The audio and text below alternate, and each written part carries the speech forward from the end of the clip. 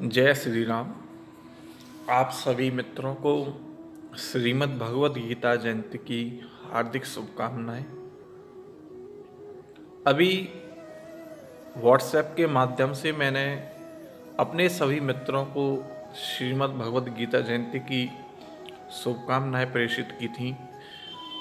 तभी एक मित्र का रिप्लाई आया, भाई ये क्या है।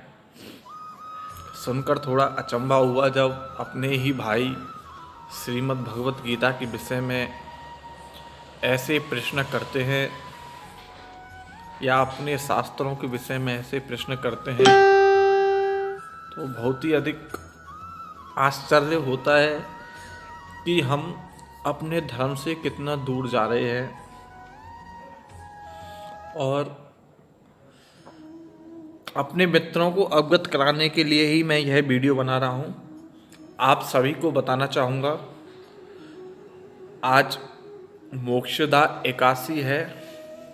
आज ही के दिन भगवान श्री कृष्ण ने अपने परम मित्र या फिर अपने परम भक्त अर्जुन को श्रीमद् भगवद गीता का उपदेश दिया था। श्री अर्जुन जी अपने कर्तव्य से, अपने धर्म से च्युत हो गए, अर्थात अपना कर्तव्य भूल बैठे। उनको कर्तव्य का बोध आज ही के दिन भगवान ने श्रीमद् भगवद गीता के माध्यम से कराया, अपनी वाणी से कराया। श्रीमद् भगवद गीता में 700 श्लोक हैं जो व्यक्ति के जीवन, कर्म, अकर्म, धर्म, अधर्म, उचित, अनुचित सबका ज्ञान कराते हैं। श्री आदि शंकराचार्य जी ने श्रीमद् भगवद गीता का महात्म्य में बड़े ही सुंदर रूप से वर्णित किया है। आइए एक बार हम उस तरफ चलते हैं।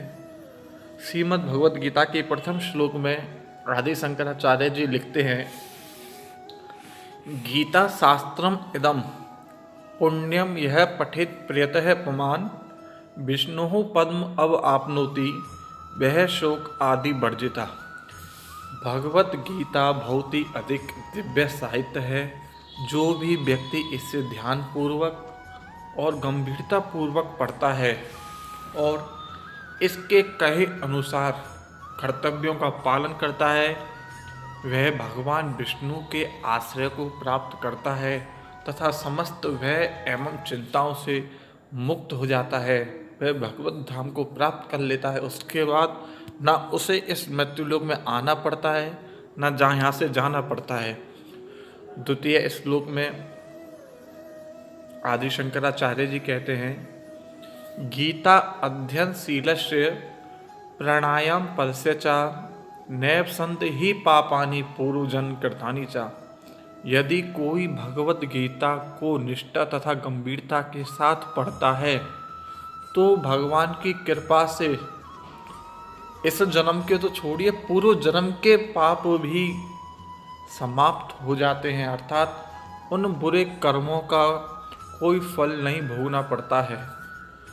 तीसरे श्लोक में कहते हैं, मल निर्मोचनम पुंसाम जल स्नानम दिने दिने सकृद गीता अम्बशी स्नानम संसार मल नाशनम। व्यक्ति प्रतिदिन नहाता है और नहा करके अपने शरीर को शुद्ध करता है, स्वच्छ करता है। लेकिन जो व्यक्ति श्रीमद् भगवत गीता रूपी पवित्र गंगा जल में एक बार पूर्ण श्रद्धा के साथ डुबकी लगा ले तो वह भौतिक जीवन की मलिनता से सदा सदा के लिए मुक्त हो जाता है।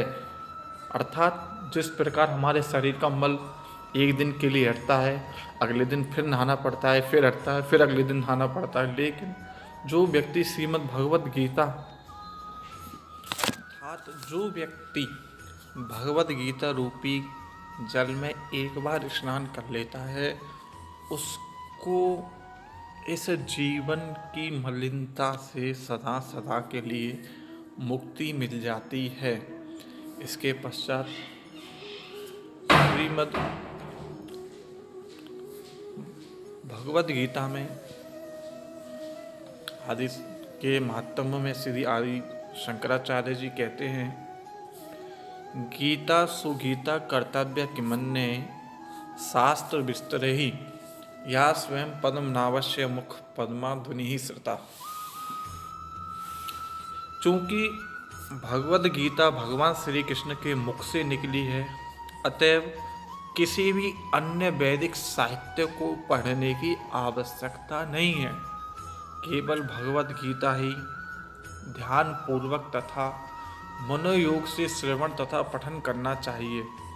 केवल एक पुस्तक इस जीवन के लिए, इस मानव मात्र के लिए भगवत गीता ही पर्याप्त है, क्योंकि यह समस्त वैदिक ग्रंथों का सार है। और जो सबसे विशेष बात यह है वो यह है कि यह स्वयं भगवान के मुख से निकली हुई है। जहाँ तक कि वेद भगवान की श्वासें हैं, लेकिन श्रीमद् भगवत गीता भगवान की वाणी है। इसके बाद अगले श्लोक में आदि शंकराचार्य जी कहते हैं, भारत अमृत सर्वस्वम विष्णुर्वक्त्राधुनि श्रुतम गीता गंगोदकम पीत्वा पुनर्जन्म ना विद्यते। जो गंगाजल पीता है वह मुक्ति को प्राप्त करता है, अतएव उसके लिए क्या कहा जाए जो श्रीमद् भगवद गीता रूपी गंगा का अमृत पान करता है।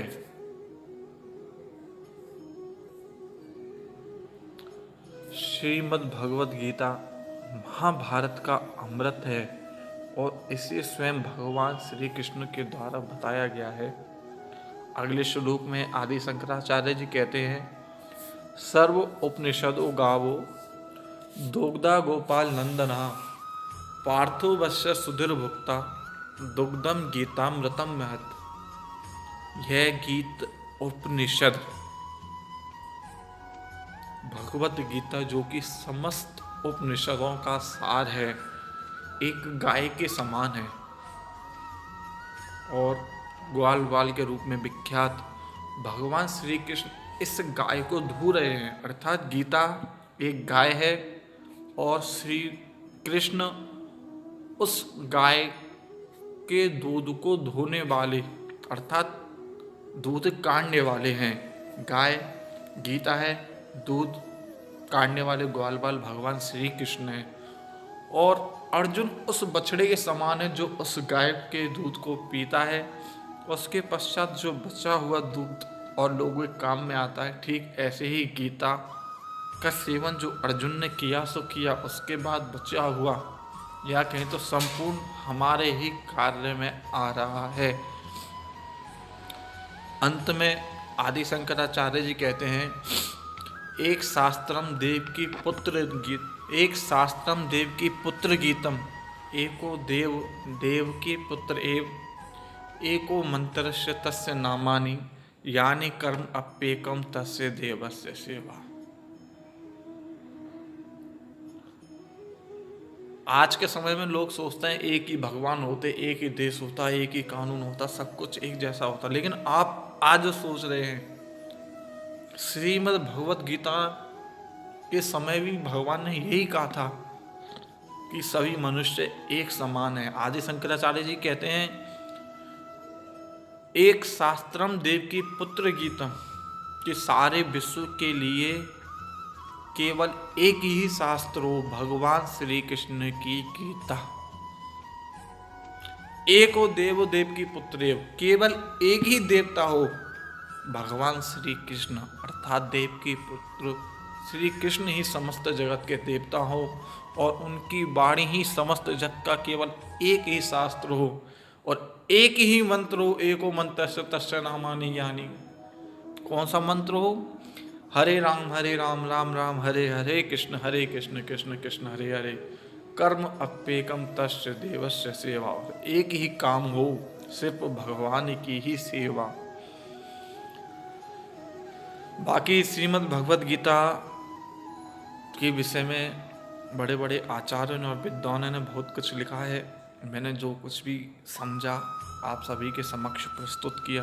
बाकी श्रीमद् भगवद गीता पर जल्दी मैं आप सभी के समक्ष प्रस्तुत होऊंगा। आप सभी को